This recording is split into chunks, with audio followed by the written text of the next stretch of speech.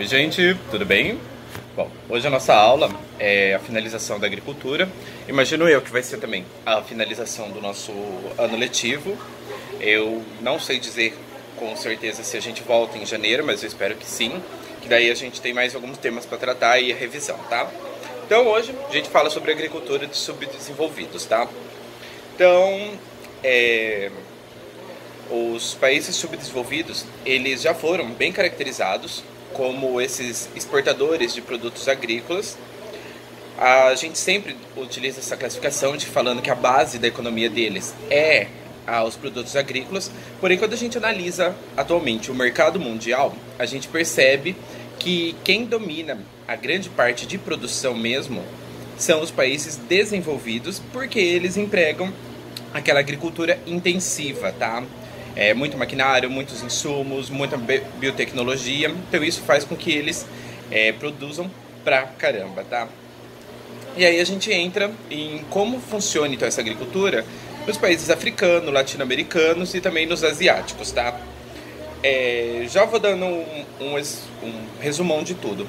Nessas três regiões, que são os países subdesenvolvidos, a gente vem... Caiu.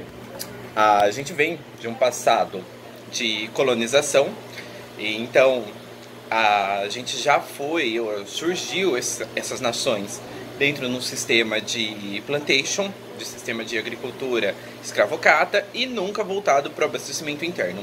E basicamente é isso que a gente tem hoje, tá? A gente tem uma agricultura não voltada para abastecer as necessidades do país, mas sim para exportação, tá?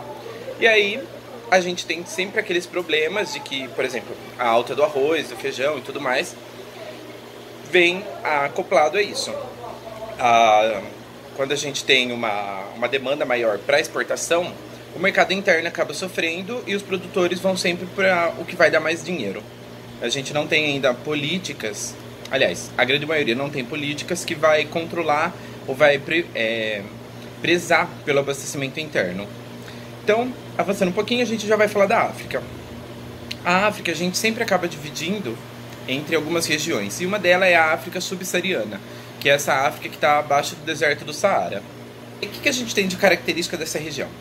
Eu coloquei aqui que a gente tem os baixos índices de crescimento econômico, a gente tem os conflitos étnicos, a guerra civil, muita subalimentação, então você tem uma população extremamente abaixo da miséria, tá? E não muda muito do que a gente já falou. Tanto a parte da agricultura quanto a parte de mineração, ou seja, a produção básica, ela é toda voltada para a exportação.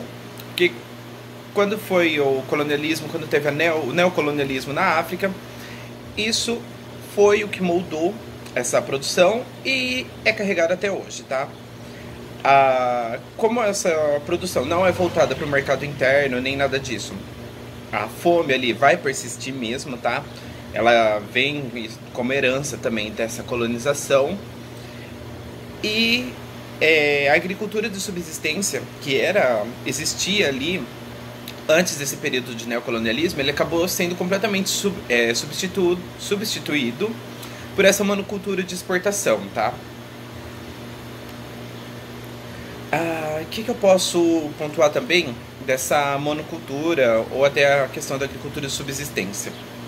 O que é muito comum eles fazerem, principalmente nas regiões de savana, é deles utilizarem o fogo para limpar o terreno e depois acabar plantando.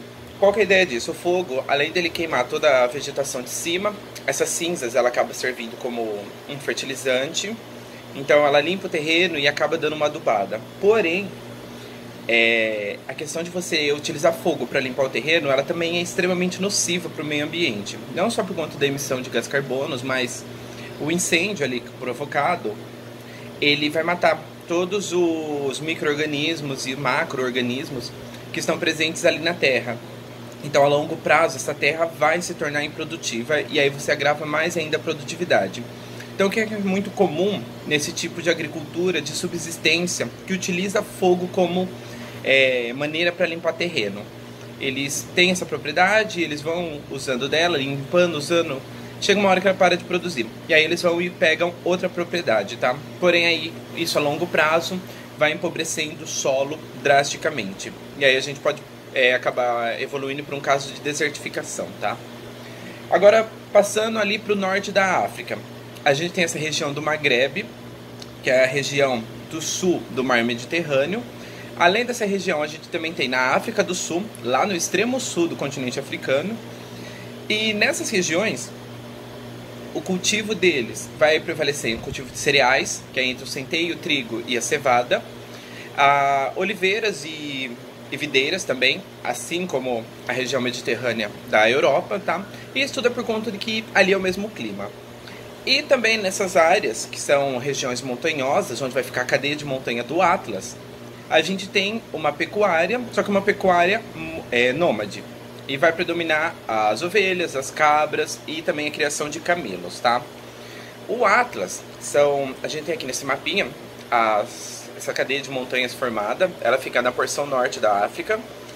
E vale chamar atenção para isso porque é um local onde você tem gelo no deserto. E essa cadeia de montanhas aí é onde vivem os povos nômades, os beriberes da África, e também esses rebanhos de pecuária, tá? Agora, com relação na Ásia.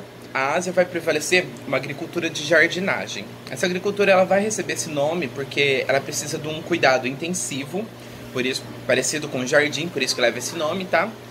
E ela também vai receber, além desse cuidado intensivo, ela tem bastante adubação e ela é dividida em pequenas propriedades, principalmente quando se trata da China. Na Malásia e na Indonésia não tem essa divisão e ela é gerada em grandes latifúndios, tá? Qual que é a principal característica disso? Principalmente por conta desse cultivo. Como são regiões montanhosas e o tipo de produto que eles utilizam, eles modelam principalmente o terreno para aproveitar o máximo possível a água da chuva nas cheias, tá?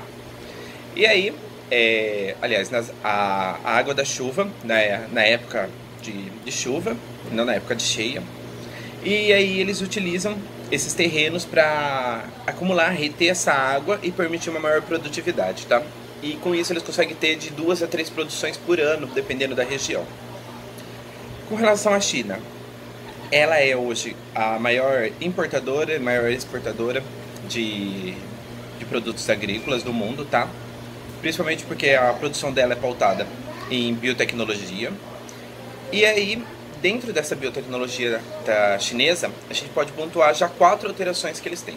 O arroz deles é resistente a bactérias, fungos, insetos e aos herbicidas que eles utilizam. O milho, ele tem um maior teor de lisina, que é um açúcar, e esse açúcar, ou esse milho, ele é utilizado para forragem de gados.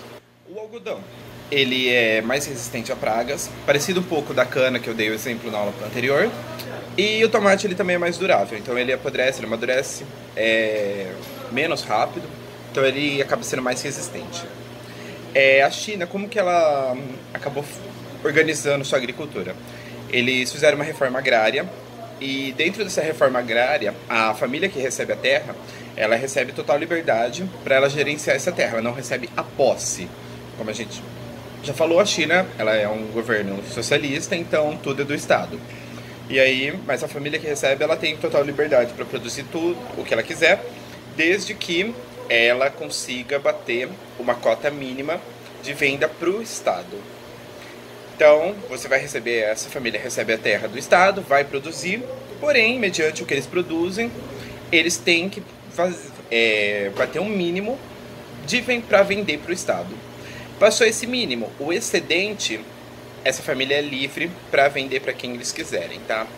Então, com isso, o Estado acaba conseguindo fazer essa reforma agrária, dar não bastante emprego, mas dá moradia, enfim, meios de subsistência para diversas famílias na zona rural, manter a produção a nível nacional e também, ao mesmo tempo, manter o mercado interno girando, tá?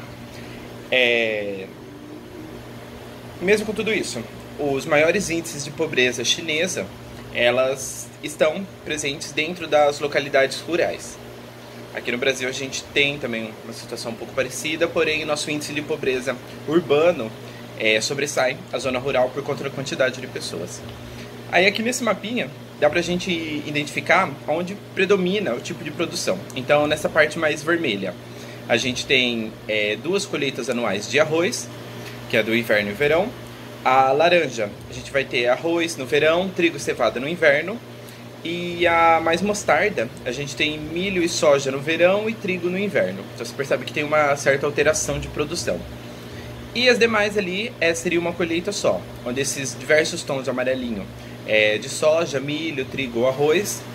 Aí o verdinho é a criação de nômade de gado, que já fica na região do Tibete. A região branca é deserto, então eles não produzem nada. E as outras demais prioriza algodão, soja, enfim, grãos, tá?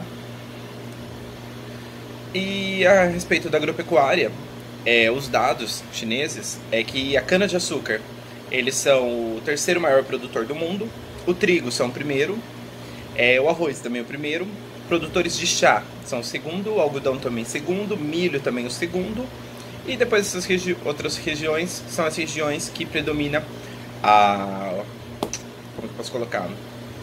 Um regime de produção nômade, que aí vem a pecuária. Já na América Latina, como que ficou essa questão agrária? Ela também foi afetada historicamente, porque aqui a gente teve aquele sistema de plantation, que era gêneros tropicais, voltado para a exportação, para o abastecimento da metrópole, tá? E mesmo que após a gente passou por processos de independência, os governos que assumiram eram sempre governos pautados na questão rural, naquelas questões por exemplo, dos barões da República Café com Leite e tudo mais. Então eram sempre produtores rurais que mantinham esses grandes latifúndios, praticamente mantiveram o sistema que a gente tinha no Brasil colônia, tá? Não só aqui, mas quase toda a América Latina. Na América Central houve uma forte presença tanto dos Estados Unidos quanto de empresas dos Estados Unidos, e elas acabavam dominando tanto o setor produtivo quanto o setor político, através de financiamento de partidos favoráveis a elas. Uma dessas é a United Fruit, que depois ela vira Chiquita Brands International, que é uma empresa dos Estados Unidos, mas ela acabou dominando essa parte da América Central. E hoje ela é uma das maiores exportadoras de frutas do mundo, tá? E aqui a gente tem até um logo dela, que ela puxa um pouquinho da cor amarela, cores tropicais e tudo mais, só que do lado você tem, tipo, a bandeira dos Estados Unidos formada. Aí, com relação à questão social, mais da metade da população pobre, enfim, eles vivem nessa zona rural e eles vendem a mão de obra na época de plantio e colheita, uma situação um pouco semelhante com o que a gente tinha aqui, na época que a produção de cana era manual, depois que mecanizou isso acabou diminuindo, mas em países como México, Honduras, Guatemala, Peru, a Colômbia, ainda mantém isso, tá? E por mais que esses países tenham muitas extensões de terra, essa população ainda continua a míngua, porque quem domina isso são sempre os grandes latifúndios, tá? Nos países andinos, que são os países que fazem parte da Cordilheira dos Andes, Bolívia, Peru, Equador, Chile, Venezuela, Colômbia, eles possuem uma população muito expressiva de origem indígena, e desde das últimas décadas do século XX, essa população ela tem se organizado em movimentos sociais, movimentos políticos e conquistado alguns direitos.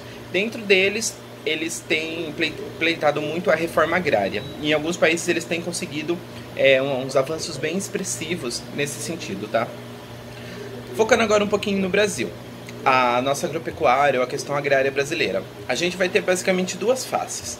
O agronegócio ou o agrobusiness e a questão agrária em si. A questão agrária em si, o que é? É aqueles milhares de trabalhadores que eles não têm terra, não têm emprego e eles precisam ou eles basicamente vivem de agricultura de subsistência, tá? Que eles plantam mal que eles comem. O agrobusiness, o que é? É basicamente o que é responsável por 1/4 de toda a produção interna bruta nossa, do nosso PIB, e ele vai envolver toda essa cadeia produtiva, desde da produção de sementes, insumos, maquinário, ao plantio, à colheita, armazenamento, à venda, ao marketing, à infraestrutura que envolve tudo isso, desde portos, energia elétrica, estradas, enfim. Tudo isso faz parte do agronegócio, tá? Não pense que quando a gente fala de agronegócio, a gente só está falando da fazenda grandinha lá que vai plantar. Não, tem muitas coisas associadas a essa fazenda, tá? E é isso que gira esse mercado de 25% do PIB brasileiro. O Brasil hoje é um dos maiores produtores, é um dos maiores competidores a nível mundial, mas a gente também enfrenta muitas barreiras, tá? Principalmente barreiras alfandegárias de outros países que impedem a entrada dos nossos produtos. Aí, com esse mapinha aqui do Brasil, dá pra gente identificar algumas regiões. Essa legenda tá bem explicadinha, só que como ela fica um pouco pequena aqui, eu vou deixar pra hora que vocês pegarem os slides, aí vocês dão um zoom e vem certinho. Mas basicamente ela pontua qual é o tipo de produção que predomina nessas regiões, tá?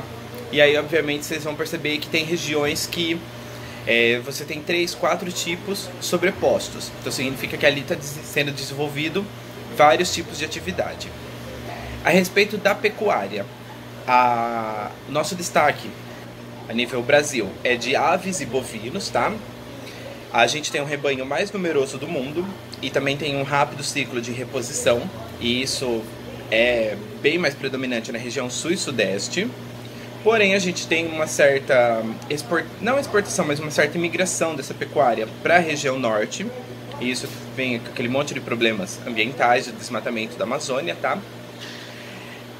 Não só o desmatamento, mas aí a gente tem a perda de biodiversidade, a gente tem o desequilíbrio do ecossistema, a gente acaba afetando a população indígena, porque parte dessa floresta que é desmatada, ela está dentro de reservas de indígenas, então isso acaba trazendo uma grande parte de consequências, tá? E além disso, como que eu posso colocar? Ela deixa mais acirrada essa questão entre pequeno e grande produtor. Aqui na região sul e sudeste, isso é um pouco mais velado, mas na região norte e nordeste, principalmente no norte, esses conflitos de latifundiários, esses conflitos entre pequenos e grandes produtores, eles são muito pautados por matadores de aluguéis, conflitos, assassinatos e tudo mais, tá? Inclusive, se vocês procurarem, por exemplo, a história da Dorothy Stang, que foi uma ativista, era uma missionária e ela foi para a região do norte, e lá ela ficou pautada no ativismo, só que aí era um ativismo da reforma agrária. Ela foi assassinada por conta de encarar esses grandes produtores, tá? Então a nossa história brasileira, ela é pautada por diversos conflitos, diversos assassinatos, tanto por conta de questões latifundiárias quanto por questões sociais que beiravam isso, tá? Então, uma pesquisa rápida no Google, e você já consegue ter uma lista aí de grandes nomes que pautaram isso. Inclusive, um dos fundadores do movimento Sem Terra daqui acabou sendo vítima disso também. Voltando agora no âmbito mais de agricultura. Os alimentos, a nossa produção interna, 65% deles vem de agricultura familiar. Então, para vocês terem ideia, todo aquele agronegócio que produz 25% do PIB, quase que não chega na nossa mesa, é tudo para exportação. Nada de diferente do que a gente já falou, tá? O foco do agronegócio é exportação. O foco da agricultura familiar, que é aquela agricultura extensiva, ela tem baixa produtividade, é abastecer as cidades, abastecer a demanda interna do país, tá? Aí, entre os produtos que a gente produz, quais são os maior quantidade? Soja, mas aí por conta de biodiesel, tá? O café, a laranja, milho, cana e o feijão, tá? A gente tinha uma produção de trigo também, só que ela sofreu muitos... Não posso nem colocar prejuízos, mas ela parou de receber incentivos e proteção por parte do governo. E aí, por conta de financeiro, os produtores de trigo acabam trocando e partindo para outras culturas. E aí a nossa produção de trigo nacional, ela acabou decaindo muito. Então é muito comum você ter hoje a exportação de trigo. Acho que eu já comentei esses temas com vocês, e principalmente em plantões. Mas isso tem uma série de consequências, porque trigo é um alimento básico. Por exemplo, do pão, você não faz pão sem trigo. E a partir do momento que você exporta, o valor do pão, que é o alimento básico para muitas famílias, principalmente de baixa renda, ele acaba ficando flutuante, assim como o dólar. Então, se o dólar está em alta, o preço do trigo, o preço do pão, tudo sobe. E aí, então, a consequência aqui interna é gigantesca, tá? A outra questão polêmica que envolve a agricultura é a questão do novo Código Florestal, que o objetivo dele é determinar áreas de preservação permanente. Então, essas áreas você não toca. As margens de rio, topos de morro, as encostas, as reservas legais, as reservas extrativistas, onde você tem uma área de proteção, mas você permite que certas atividades ocorram lá dentro, tá? Então tudo isso, esse Código Florestal, ele vai organizar através de leis. E eles acabaram fazendo uma reforma nesse código e eles mudaram muitas coisas, tá? Então, aqui a gente tem um esqueminha de como era e como vai ficar. Então, por exemplo, as margens de rios.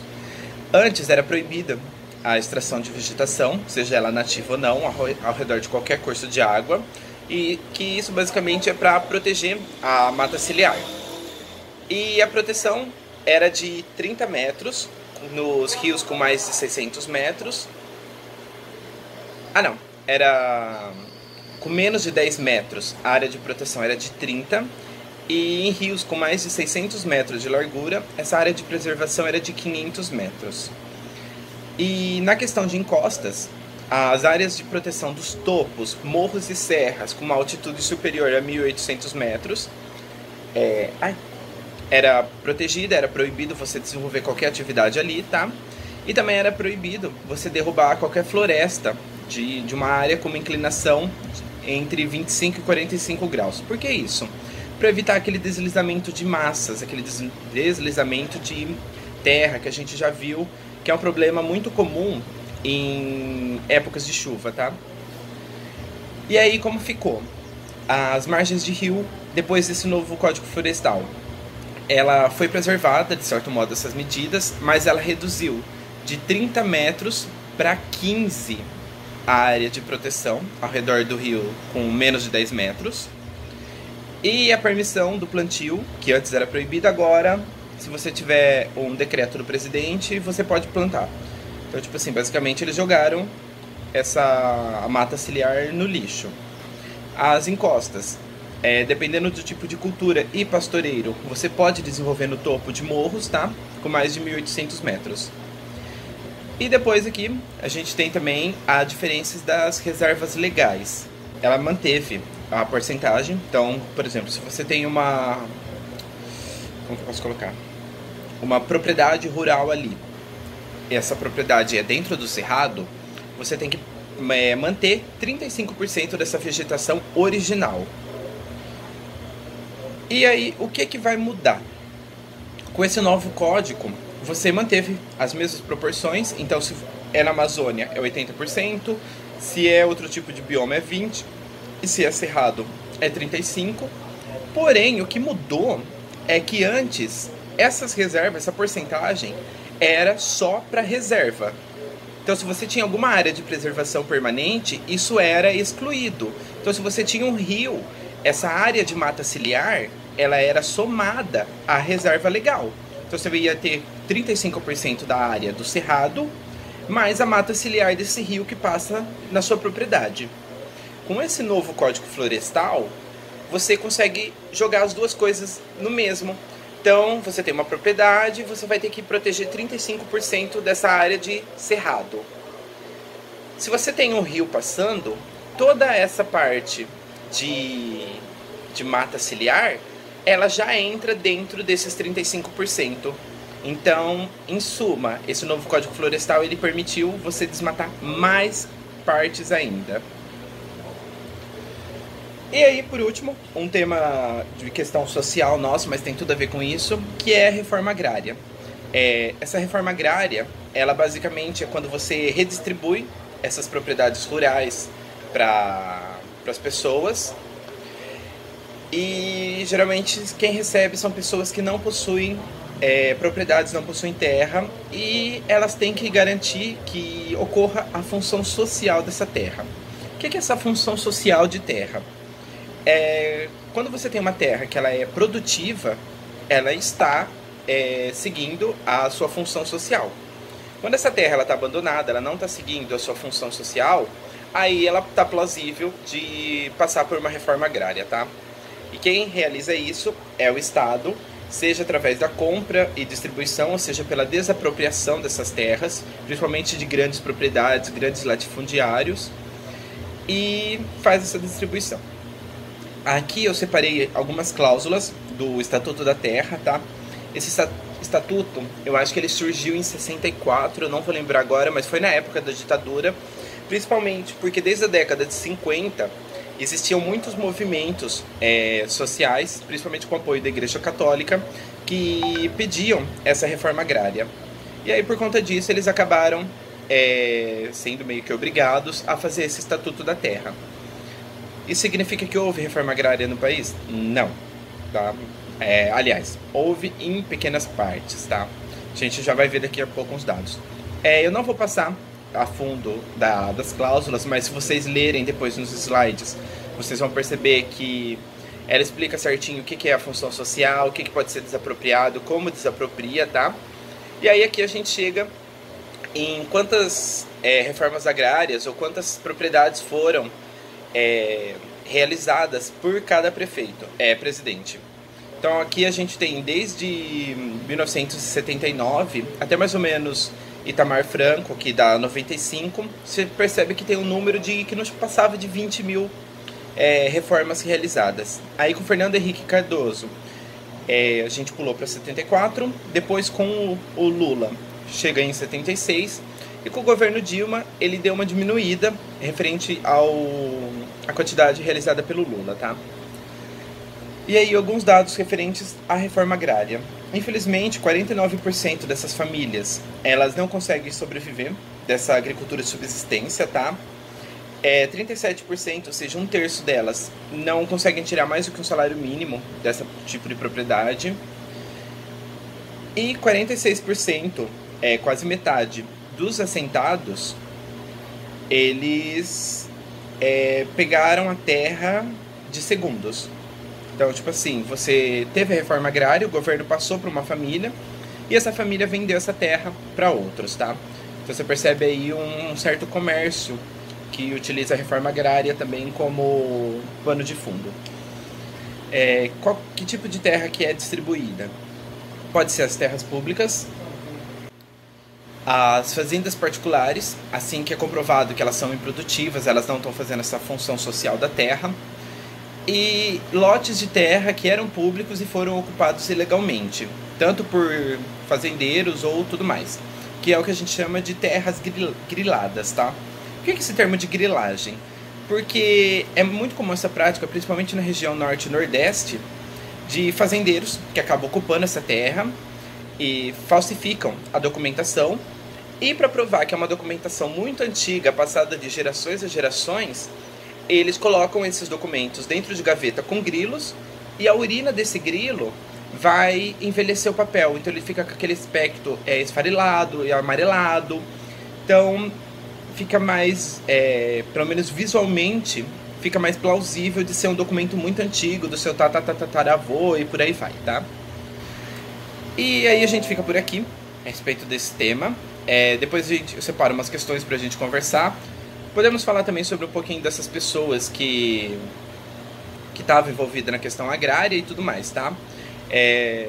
Espero que vocês tenham gostado da aula e até a noite na monitoria, gente.